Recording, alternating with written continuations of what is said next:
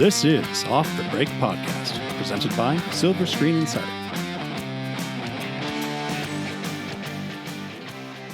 And we're back at Off the Break Podcast.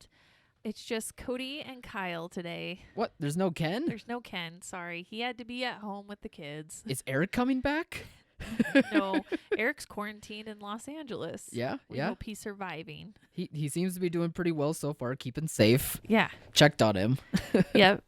But he is in LA doing his thing and on lockdown. What a time. Like, you know, when you don't have the job right away and you go, like, wouldn't you think you want to do all the touristy things? Like, go see all the sites. And then you're just on lockdown. Like, his LA experience so far is just an apartment. He can probably see something from a window.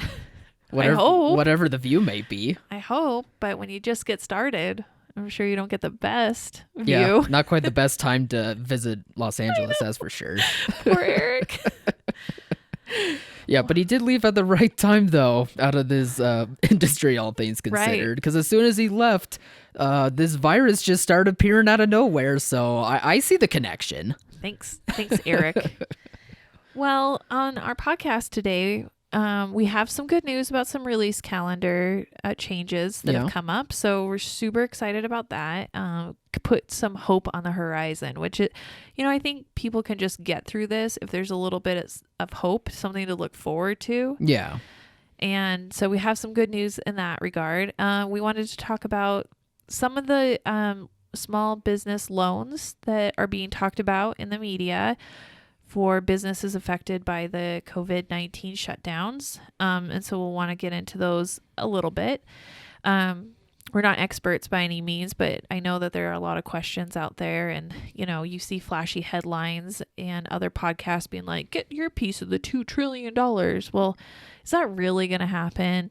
And what can you do to make sure that you can get taken care of? So we'll talk a little bit about that. And then just a wrap up on what we've heard in the last week from the film companies. So just regarding billing and more release changes. So where do you want to start, Kyle? I guess we'll start with the first thing you mentioned, and that would be all the new release announcements that have been happening today and yesterday. Yeah. Let's start off with good news. I'm in like a happy place. Let's start off with the good news, happy place. That sounds good. So the biggest news that we have is that Disney has just announced that Mulan and Jungle Cruise are now slated for the July releases. So in July, we will have two Disney family tentpoles. Actually, I hate to burst your bubble on this good news, but Jungle Cruise is pushed back a year. So it's actually in 2021 of July. No, what's the other one then? I just know that Mulan is going to be July 24th as of now. I don't think there was any other July releases for Disney, I don't believe. I know Black Widow is November 6th of 2020. Free Guy's moving from July to December of 2020. And then beyond that is just a bunch of Marvel projects being pushed back into 2021, 2022. I got excited Sorry, at Jungle Cody. Cruise. I just think I'm so desperate, but we get a Mulan, so that's not as fun, but that's okay. I was really excited about Jungle Cruise. It looked like a fine movie, but I don't think Disney's in any rush to get that one out as much as they are with Mulan. I wonder if that Mulan date now is set because China is going to open up its film market. Oh, that's probably a big reason. It's the only reason why I think studios maybe are doing that. Studios are having wishful thinking right now of hoping to open in the late summer, or hoping that theaters open in the late summer. Like I know Paramount is thinking about having A Quiet Place Part 2 open in September, so late summer, early fall. Okay, so we've got Mulan in July, we've got Wonder Woman in August, and we've got Quiet Place in September. Are there any other big ones that we got to look forward to? I mean, I'll take one new film a month if that's better than nothing that we've had in all of April. Yeah, exactly. Like as long as there's kind of a trend of things to come, then we might be okay. That is if everything kind of goes back to normal about that time. No, most of the pushbacks are for 2021, 2022. I don't see anything for October that's really big. The French Dispatch, but that's kind of a smaller scale movie. That's going to be small. In October. Upscale art house fare. Yeah. Black Widow is just going to be at November. So we're going to get Black Widow and James Bond over Thanksgiving. That's right. Yeah. Bond is supposed to be coming out on Thanksgiving as well. I don't think they'll move that. No, I think Bond's pretty set. Yeah. So, okay. And Black Widow still can have its run before Bond comes out, right? No, they'll probably do it like where they put Frozen and where they've put, they open the last couple Thor movies at that same spot. So they're probably doing like what they're going to do with Thor with Black Widow. Yeah. Since they pushed Thor Love and Thunder back so far. Yeah. And I'm sure a lot of these got pushed back to the following year because of the post-production getting shut down. Oh, yeah. A lot of these are projects that still haven't wrapped up yet. So that just makes sense. Or principal filming is probably wrapped up, but all the special effects, digital stuff is still being worked on, and that is in chaos right now. Yeah. December, it looks like things got moved there. Top Gun got moved to Christmas. Yes. Free Guy actually got moved to December 11th. Okay. So there's that space between, Black Widow and Free Guy that they're, right. And I think they're really going to be banking on Free Guy, for like an early Christmas release, don't you think? Maybe. I just think that, they're hopefully going to start using Ryan Reynolds' marketing prowess. He for is sure. so good at self-marketing. Yeah. That it just gives them more time to get out there and do that for the company. So I guess that's good. It's not really a film that is like a Christmas title. I probably wouldn't have put in the Christmas corridor. Maverick will work great. Yeah, I think so. I'm only disappointed that we couldn't get it in August or, after right around Wonder Woman. Not at the same time. Let Wonder Woman have her run. Yeah. And then a couple weeks later come in with Maverick, because it would be nice to give guys something at that time too, action wise. And you still want a little bit of the summer, but summer's now moved to fall and winter anyway at this point. So yeah, but kids will hopefully be back in school by then. I mean, hopefully everything's back to normal by then. I think for July you were thinking of the SpongeBob movie, because that did get pushed to July 31st. Maybe that's what I was thinking. Yeah. So SpongeBob. Which that's not bad. No, I mean, I'm not going to be picky about quality of films as long as we actually have films on the release calendar. Yeah. So I know that Disney did take Artemis Fowl off the release calendar and put it to Disney Plus. Yeah, that got announced today, as well as many other changes we're saying. Yeah, but I'm disappointed in that it's just, again, content that probably would be fine in the theater, but is going to a streaming site. It just shows how streaming is going to suck up a certain level of film. If the quality wasn't there, it's going to suck it in. And unfortunately, I don't think Artemis Fowl was that strong a film for Disney. No, I mean, while we say that like these big budget films are probably safe for coming back to theaters, there are certain nuances to that where it, like Artemis Fowl, yes, is big budget, but is it really going to draw in that much as compared to like a Black Widow or Mulan? Probably not. Right. They need Black Widows and they need Mulans to be billion-dollar movies. And we've said this before, and you cannot get to a billion-dollar worldwide gross if you don't put it in theaters. Like, streaming platforms are never going to equate that. Yeah. For the studio. So they're just never going to get the money back from them. I did notice that the New Mutants has not gotten a new release date yet. It's still unset. So I am wondering if this is finally the camel that, or what's the saying? Whatever broke the camel's back. Yeah. Whatever the saying is that the straw that broke the camel's straw. Back. Thank you. I was like, the camel that broke the other camel's back. The broken camelbacks everywhere. I've been in quarantine. I'm losing it. But I'm wondering if this is going to be like the final trigger where it's going to be put on streaming, Hulu or Disney Plus. I don't think it'll go to Disney Plus. I think that's why Disney doesn't know what to do with it, because they can't put it on Disney Plus. It's just not that. I think it's too dark for the family friendliness. They could definitely put it on Hulu, but I don't know if they get as much back from Hulu. I mean, they have a controlling stake, but they don't solely own Hulu. I think Universal Comcast might still own some of it.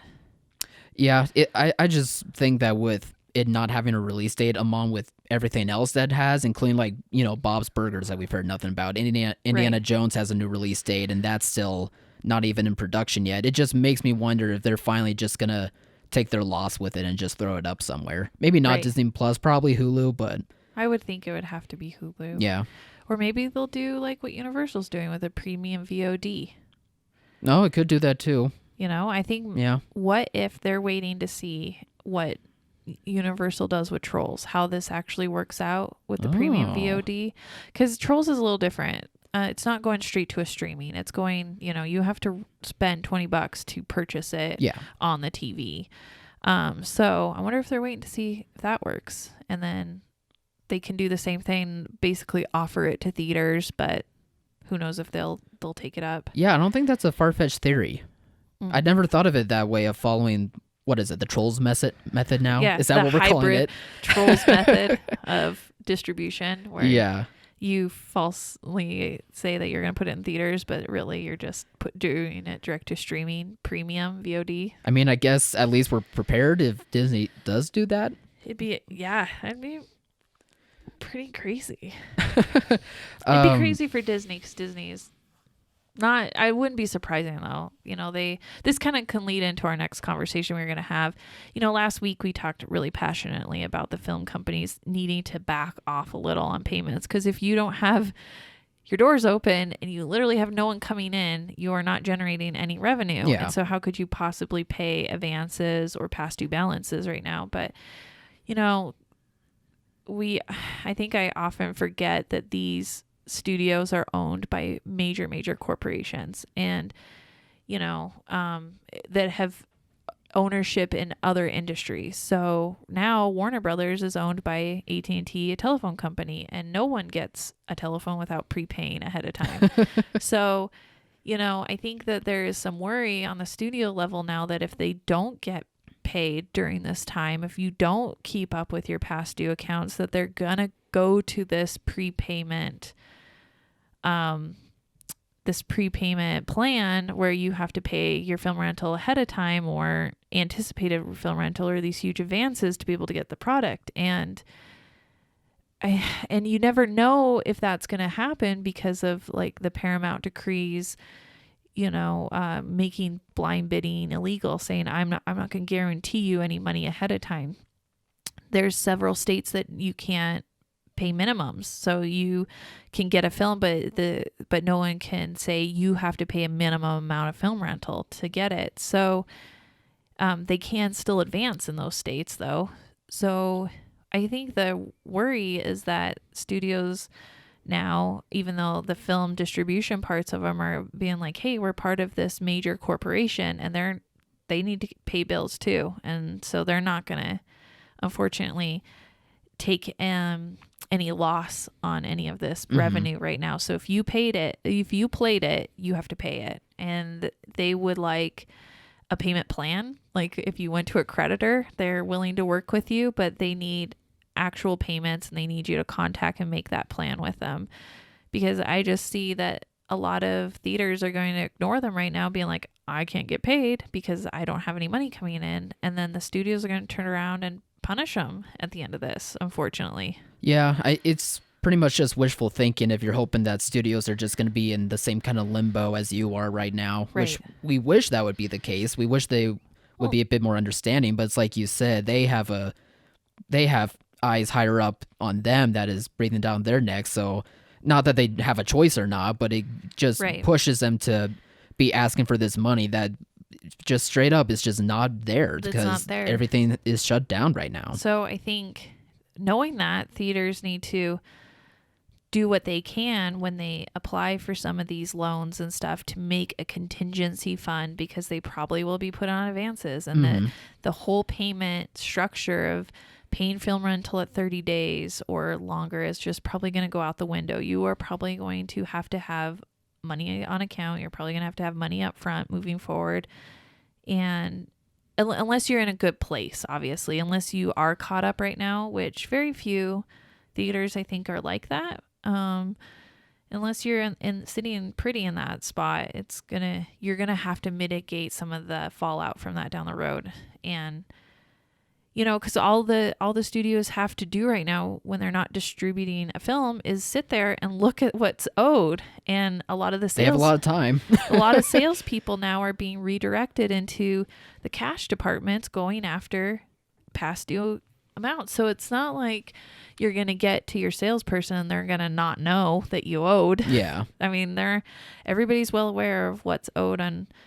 And the reports now aren't print count reports anymore. It's how much money is outstanding. And so while you're, rightly so distracted with a number of elements in your business with the theater, not getting those bills paid, the studios are looking at now at your account so close. And the longer it goes without getting paid, I guess the worst case it is. But we've really been trying to negotiate with the studio saying like, look, let's come up with a plan. Like, let's not punish the theaters right now. Let's not punish them because they couldn't pay you. It's not like they're choosing not to pay you maliciously on purpose. They're really not paying anybody right now. Yeah. And so when we get to that point where we want to reopen, if you want to get paid, then we need to work out something where, you're paying the current film rental and some of your, theaters might just need to look at the box office as like 100% not theirs anymore. So while you're used to paying 60% of the box office, 100% might be going to past due balances and your current revenue. So yeah, which will only hurt them even more in the future if they're trying to open up. Yeah, because they're not going to get anything from those ticket sales. So yeah, exactly. It's just so murky down the road. But unfortunately, the studios are kind of unbending at this point on the past due payments. We're sad to report, and that it is, unfortunately, just something that is going to be hounded on theaters. They're going to be after that money in the next few months, regardless of the fact that they don't have product on the release schedule. They're going to want paid for the product they did have and you did show, which when it comes down to it, you did play the film, you have to pay the film rental. I get it. It's just our whole industry is under this dramatic shift in how bills are paid, when they're paid, how quickly they're paid, what amounts they're paid at. I mean, it's just all accelerated up. Yeah. And I think moving forward after this point, it's going to be harder and harder to go longer and longer without paying. You're going to have to pay film rental probably every week if you don't already do that now. Yeah, I mean, the payment plans are probably going to get stricter, but I hope that the studios are at least able to make a deal of sorts to where it just becomes easier for you to play things. You know what I mean? Yeah. I would love to see that, because then that gets everybody back on their feet. It allows them to show product, to get the people back into the swing, the movie going behavior. And you're still taking care of the studio. You're not stealing from the studio at all. You're still taking care of them. You're just doing it at a later date. But I think the opposite is going to happen. Unfortunately, I think that moving forward, you will need to make sure that your past due film rental is paid for before you get another film. You are probably not going to be able to book something if you have any amount of past due film rental or any missing box office reports or anything too far outstanding other than a week or two. Like you that window of outstanding film rental and BORs is going to shrink considerably. And I have a feeling that studios moving forward are just not going to take dates if you owe anything. And that we kind of saw that trend happening more and more, which was really hard for some people because they had been in the business for 30 years and you always paid at 30 days. Well, I think that's long gone now. I think you are 7 to 14 days max, and that money better be there or be on the way before they'll let you have anything. So get used to wires, ACHs, overnight checks. Yeah. You're going to have to build that into your expenses moving forward. Yeah, that just makes me worry more and more. I mean, while it's great to see, these dates popping up for these movies in the second half of 2020 and it gives theaters hope, at the same time, though, it's still going to take time for an adjustment to happen to where people kind of come at a normal rate to theaters. So even with these, payment times and dates are going to be shifted some on top of getting these new releases coming out now, but there's no audience flow coming in, it's just going to make things tighter on theaters. Just going to be tougher. Super tough. And, while I'm so thankful that there is new films on the horizon. Yeah. Believe me. And hopefully that stays that way. Hopefully things calm down, nothing goes changes, back to normal. They're able to get their marketing back up and running, and everybody just knows that this is going to happen. I'm concerned that they've not talked about print counts yet. I know it's super early, but man, you've got 4,000 theaters in the U.S. or you nearly 5,000. If you don't have a big print count on Mulan in July, and Disney holds back because they don't want the expense of creating so many drives, it doesn't matter that there's a Mulan out there if you can't have access to a print. That's going to be so challenging. Yeah. So hopefully that, everybody just cross their fingers and pray that Disney decides to do a 4,000 plus print count on Mulan and blow it out to try to get in as many theaters as they can. Because I'm sure there'll be areas still pretty hard hit, and the more you can fan it out into diverse areas, probably the better. So that'll be something we'll keep an eye on as we move forward, is our dates coming back on the release schedule, but are they coming back in a way that people are going to have access to them? That's going to be the next big thing. Yeah, for sure. We'll be keeping an eye on those trends. So some good news. Some dates are coming back. Mm-hmm. Bad news. The companies want you to pay, unfortunately. Yeah. But that's all, it's just hopefully stuff is starting to come back, which is really good. Yeah. So in the meantime, there has been a lot of talk about loans. Mm-hmm. Government, spending trillions of dollars to pump money back into the economy on some short-term loans. Now there's several kinds out there. I'm not an expert on any of these right now. And I'm less than that. Again, I've never heard of some of these until this crisis happened. And I'm sure many of our listeners have not ever heard of the SBA disaster relief loans unless they've actually been in an area where a natural phenomenon happened and they needed disaster relief. Right. So there's a few of those loans out there. But the one that I think that is making the biggest news is the Payroll Protection Program. And this is the loan that came out of that $2 trillion government stimulus package that was just passed. It set aside, I think, $500 million or $1 billion for small businesses. Okay. For this loan program. And so what you're supposed to do with it's to help cover payroll expenses so that you don't have to furlough or fire any of your employees. It's a 1% 2-year loan, and they take into account a percentage of your payroll expense, and then they loan that back out to you. So it's really easy to apply for. It's literally just one sheet. They're being administered through an FDIC credited institution, so your local bank probably. It will be your best bet to apply through, and will help partner with you on it. And you fill out, it's 1-page application, and you do a small calculation. You take your yearly payroll amount, and then you put it into this equation where you times it by like 2.5, and then you take that amount and times it by 0.25, and you basically get and you add those together, and then you get your total loan amount. So it's your monthly payroll times 2.5 plus the EIDL, which is a 0.25 calculation, and then that gets you your loan amount. So it's pretty simple application process.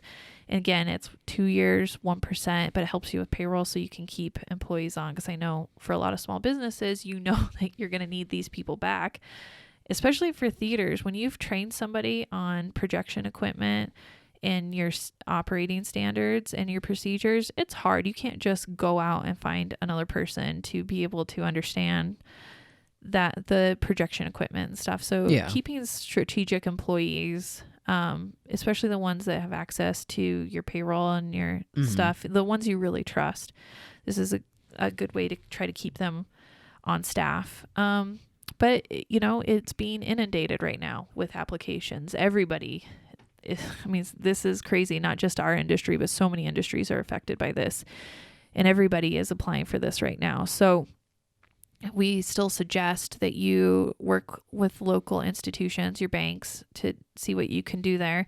And, if you're in a small town and you have a small town theater and you're the only game in town, you maybe need to go talk to your local city government and say, hey, I'm going to have to shut this because I'm not making it. We're all shut down. I know a lot of businesses are struggling, but if this is something important to the community, then we need to figure out ways we can keep it, if it's a grant from your city or your state or your county, if it's a loan through them, if it's just property tax forgiveness. There's lots of things you can maybe go talk to them about. I'm sure they're also being inundated with other businesses, but it doesn't hurt to see what you can do, because unlike, I hate to say this, but unlike any restaurant, theaters have a special place culturally within the city. Yeah, definitely. It is a meeting place, a place to send your kids.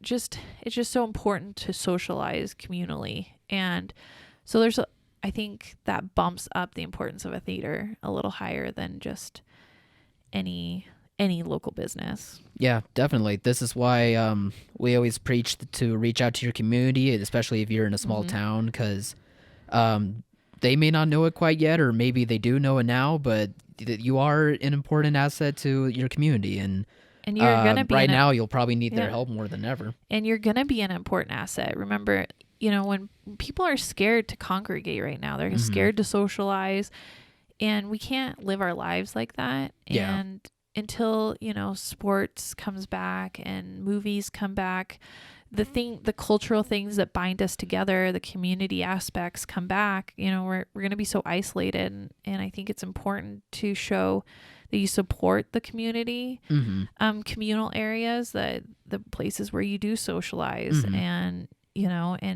supporting theaters is going to be part of that, because we don't want everybody to be so fearful that their behavior changes after this, that they aren't part of their communities anymore. I mean, that's not healthy for the community. It's not healthy for individuals. So yeah, and it's also not good for business. No. Doesn't help them out that much. No. So, I think theaters might be a great way to get people back into socializing. Say, hey, come, we'll do spacing at the theater. We'll play old shows. We'll do rent outs. We'll do things to get you back in the community, but still make you feel safe. Yeah. I mean, granted, when reopening does happen, there will be that lull where people are still nervous, or people are still worried about, reinfection rates. Yeah. Reinfection, about coming out in the public as quickly as they can. But I don't think that lull will be as long. I do think it will happen fairly soon for them, but there will be a painful lull.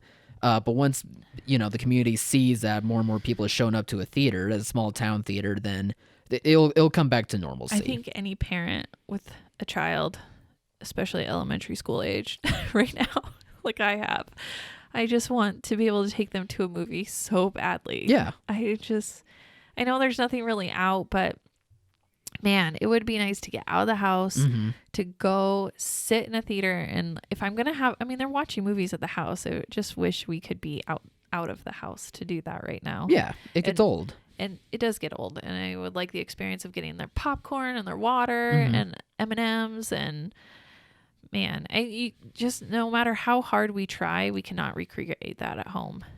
Yeah. I mean, that's the same for even if you're not a family of four. If you're just, a couple, or if you're just, with a group of friends or whatever, you still can't quite recreate that theater experience. No.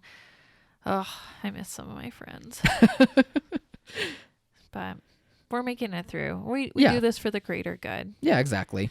Everyone's on the same page with that. On an interesting side note that I just thought of, we have been having, because of what I said, you cannot recreate the theatrical experience at home no matter what you do. It's just not the same. Several theaters have opened up their concession stands for pickup and delivery. And they're seeing actually a lot of success with that right now, because you cannot get movie theater popcorn anywhere. You cannot buy it. You cannot make it at home. Movie theater popcorn, the taste of it, everything is just so essential Mhm. to that experience that and I think people really miss it. And so, yeah, people are having movie nights at home. Maybe people want to watch Trolls at home because they're still under the shelter in place directives in their Yeah. state, Mhm. but they're going to want movie theater popcorn. So really think about a deal that you can do, whether it's large bags of popcorn to be picked up, if it's your whole concession stand with the pretzels, and, you know, if you do the light finger foods like chicken fingers and stuff. Yeah. Have it all open. If you're keeping an employee on staff there and monitoring the theater, you know, put them back to work. Yeah. Get them. All they have to do is prepare them and get them to the door. Mm-hmm. But I mean, even though people are under quarantine and they probably stocked up on food, I don't think, like, you know, every day they want to be cooking, or, you know, they probably just want to have a snack instead of cook. And even then they're probably, you know, sick of the old chips that they have in the back of the counter or the cabinet or whatever. But no, we've had so many different variations of this have come into play. So we've had some theaters do huge bags, like huge big bags of these of popcorn for a couple bucks, like $5 a bag. I mean, this is bigger than the bag you would have got in the theater. And those are selling really well. We've had another client take it a step further and actually create a Shopify account, website. So you can go on this site, put in an order, it pings the theater and they make it up and you can go and pick it up. It's like e-commerce is great. And they quickly got a domain. They quickly made the site all within a couple hours, and it's working. It's working great. And they're blowing it out to all their locations. They tested it in one and got such a great response that they are now doing it at all their locations. And they probably, even after they reopen, may continue to still do this because they found a new revenue stream of people just wanting the concessions.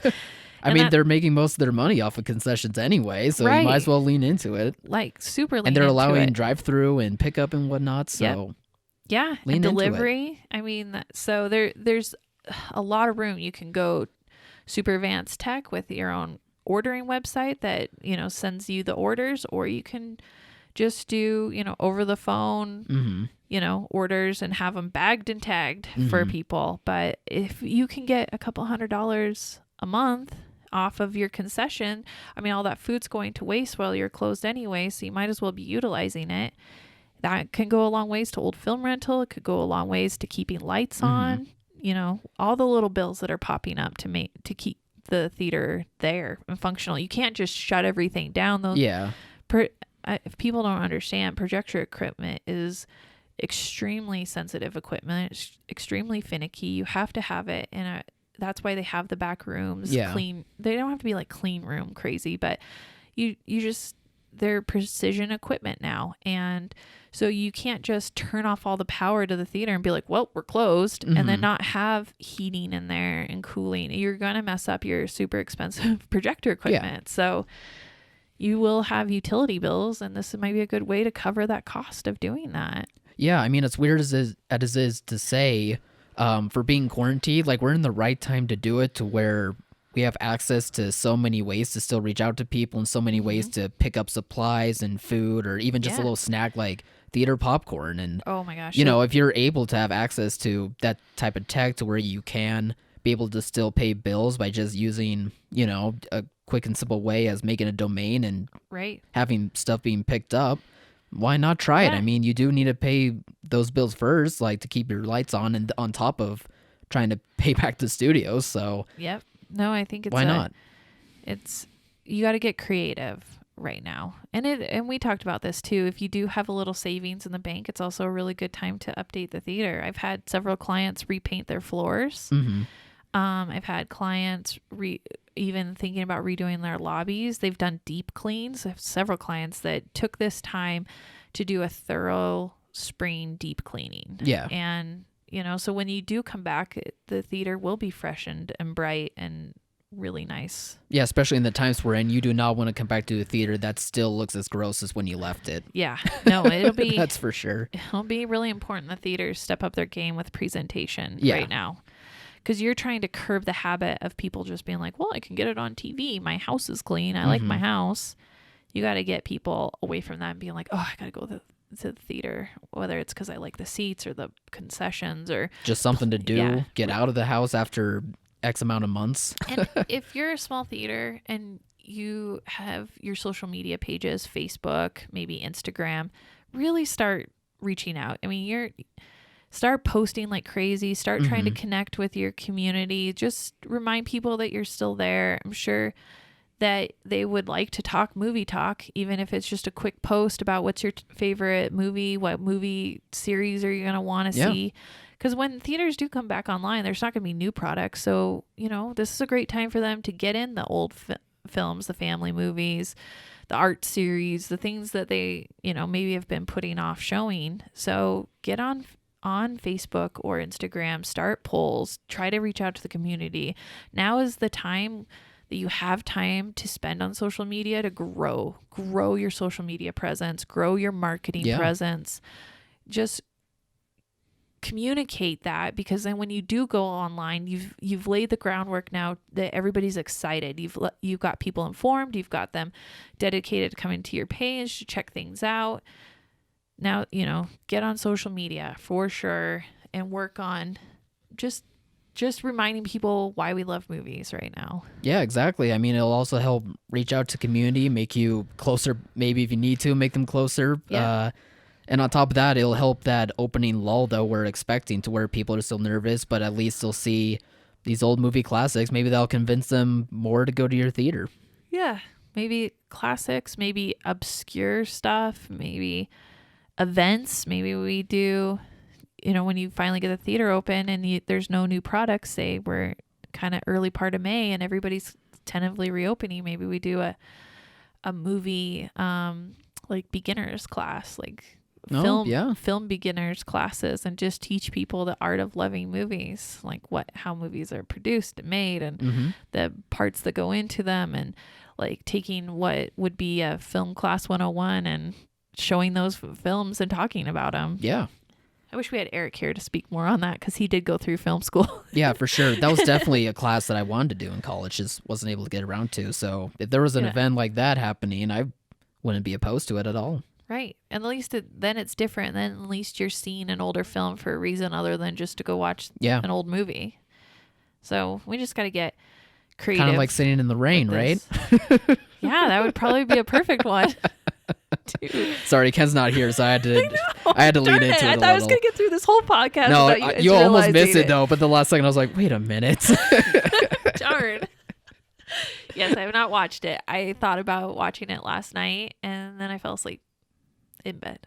So I did not watch it. One of these days. One of these days. Yeah. But anyway. I have seen Onward and Spies in Disguise like 20 times. You can critique the heck out of those. Oh, and I have in my mind had these conversations. Like, I even kind of, last week when I came in, I was like, Kyle, this is what I think of Onward. Yeah. Just crazy. So picky. I would have made a good critic. But I'm not here to criticize films. I'm here to love them. And we love that you do. I actually really liked Spies in Disguise. Yeah.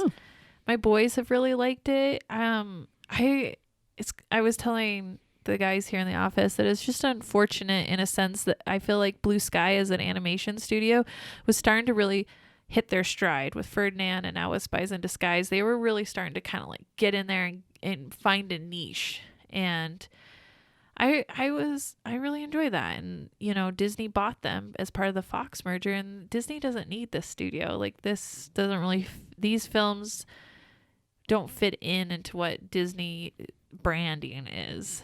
And so. No, not really. I don't know if they're still going to continue with that studio or not. I hope they don't, break it down and just move people around. I hope that studio at least, gets bought out by a smaller studio that needs an animation company.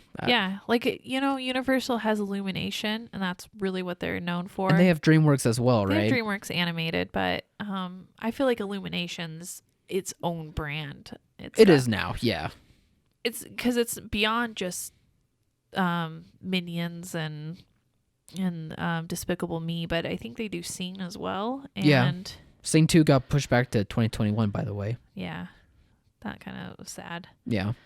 But anyways, so Universal has Illumination and DreamWorks Animated. Warner's had Warner's Animation, which and Sony had Sony Animation. And Sony Animation's really hitting a stride. They learned their lessons from Emoji Movie. Yeah. Which I gotta say, I've watched Emoji Movie a few times during quarantine, and I enjoy it. No, that's just being locked in the house. No, it's making you crazy. It's really good. I've never seen it. I had no interest. It's actually pretty good. Like I like all the voices. All the voice work was great. It's a little high concept, I think, for parents. Like, I don't think they would have understood it at the time. And the ones that would really understand it aren't going to go to a little kid's movie. So I think the audience missed the points there.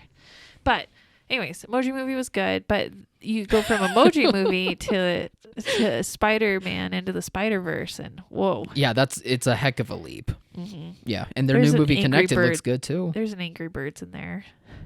Oh yeah, you really like the Angry Birds movies. I forgot they did those. The first one was good. The second one was okay, but my kids really like the second one more. That's so funny because so many critics think the second one's so much better.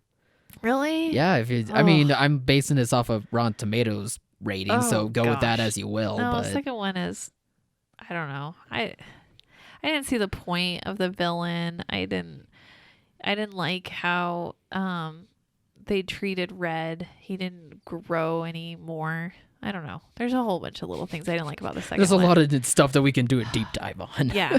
Yeah. The first one was much better in my mind. But so Blue Sky could have been really good for Fox is where I was getting at. This is such a roundabout way. And it's unfortunate that Fox let that asset go because I think every good film studio should have a good animation department. Yeah. And Blue Sky would have definitely been Fox's, and it was getting better and better with each movie. Yeah. And again, hopefully something gets figured out with that, whether they sell it to another company. Hopefully they don't just dismantle it and call it a day, but yeah, because we'll see about them. They already have so much animation on their plate. Yeah. Yeah, between Pixar and Disney Animation. I thought there was another studio they had too, but I don't think so. I might be making that up. I do that a lot. Quarantine brain. Quarantine brain. It's fine. Quarantine brain like mom brain when you first become a new mom. Like you just don't know what day it is because you're so tired, and it's starting to become that way. To babies, which no one's talking back. It was tough. The mom brain days were tough. It's okay. I'm glad to be out of the house, even though you are wearing gloves, making me uncomfortable on our podcast. You're making me uncomfortable by not wearing gloves. Oh. She slammed the desk, by the way. Yeah. If you did hear that loud slam, over everything. Ugh, germs are disgusting. Let's get out of here. Shouldn't touch his mic after this. No, I'm not going to do that to Kyle. I'm just glad that Kyle came out of the house, braved the elements. Yeah, because it did snow here on April Fool's Day. It did snow on April 1st. Yeah, that's about right. Yeah. So we do have snow. It was really windy. There's this deadly virus going around, but yet Kyle is here. Yeah, I'm always here for the site. I'm always here for the podcast. Gloved aficionado, and he's here. I'm going to wear gloves next week. You're making me feel You should. We should get Ken here, and we should all wear gloves.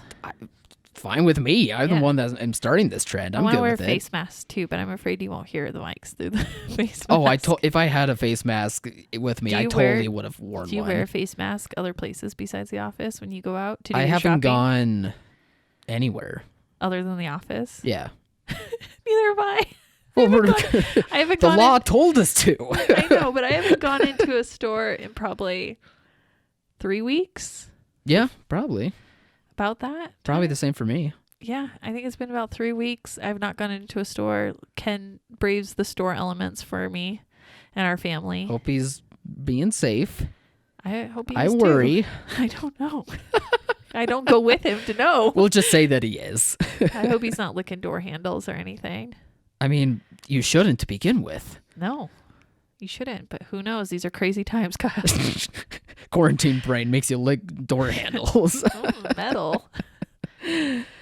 So anyway, I guess sum things up, like there's kind of a silver lining with Yep. dates coming back. Hopefully it stays that way, but we'll have to see how I wish it was sooner things play out still. rather than later, but I'm just glad to see something on the release schedule. Yeah. And, who knows? Maybe it can change, and if there's a dramatic shift in this country and all of a sudden we find a cure for COVID-19, maybe we can get movies back earlier. Yeah, I mean, that would be great. Yeah. I'm okay with that. I'm okay with that too. Although everybody's been going crazy about quarantine, I've actually really been enjoying staying at my house. I think I needed Some days this. for me too. Yeah. I mean, it snowed here, so we're not going to really go out anywhere, No. but I mean, ski season is also over for us because we live in Yeah. the mountains. So yeah, it's warm enough that the skiing is bad, but it's cold enough to still snow in the valley. So yeah, exactly. it's just yucky right now. But good news, my Reno edition that has been like occupying my whole time during this is coming to an end. Hopefully next week. Thank goodness. I know, it's just a touch-up list, like some paint touch-up, Mhm. smoke detectors we gotta put in, but just little teeny things. We gotta caulk that whole outside of the house, but that's fine. No, that's good though. It'll Yeah. also be the perfect time because in a couple of months with this break, maybe things will be back to normal. Right, and then we're gonna start rearranging my office. Yeah, because we're hoping to make a podcast studio of sorts. Yes, To where you guys can actually see us. I know, and you can see Kyle's creepy gloves. I don't know if I'll wear them at that point. Oh, they're a part of you now. I haven't taken them off in weeks. Yeah. They're just stuck. Yep. Ew. And on that note, On that note, we're going to let everybody go for the weekend. Mhm. Good luck out there. Stay safe. And hopefully we'll be back next week on Friday with some more updates regarding the industry. yeah, same podcast and everything on all Great. podcast platforms. Check out our past episodes. See where this all began, Yeah. all this COVID-19 stuff for us. And also check out our website, silverscreeninsider.com. I know that theater owners right now are having a tough time and probably are, doing everything else other than visiting our site at the moment. But please do in the future. That way you know that we have all sorts of marketing information and updated resources for your theater needs in the future. And we've been making announcements on the site for every time that we get an update on when product is moving, which is crazy and all over the place. So definitely go check out the scoreboard. I know that you may think, oh, why? Because the release calendar doesn't have anything on it right now. But the scoreboard is updating constantly for when something gets moved. So if you were to go download it right now, you would see that Mulan is now in July, back on the release calendar. So yeah, plus many other changes that have happened in Oh the my last gosh. 2 days. yeah, and we don't print when there is a change. It's just automatically updated. So you could print a scoreboard every day and probably see the changes as they progress on there. Yeah. So don't think that just downloading it once a month is enough. No, you got to go download it at least every week to get it updated, because we update it as soon as information changes, as soon as we find out about it. Yeah, so thank you guys, and just keep being healthy and safe. Yep. Take care. Bye.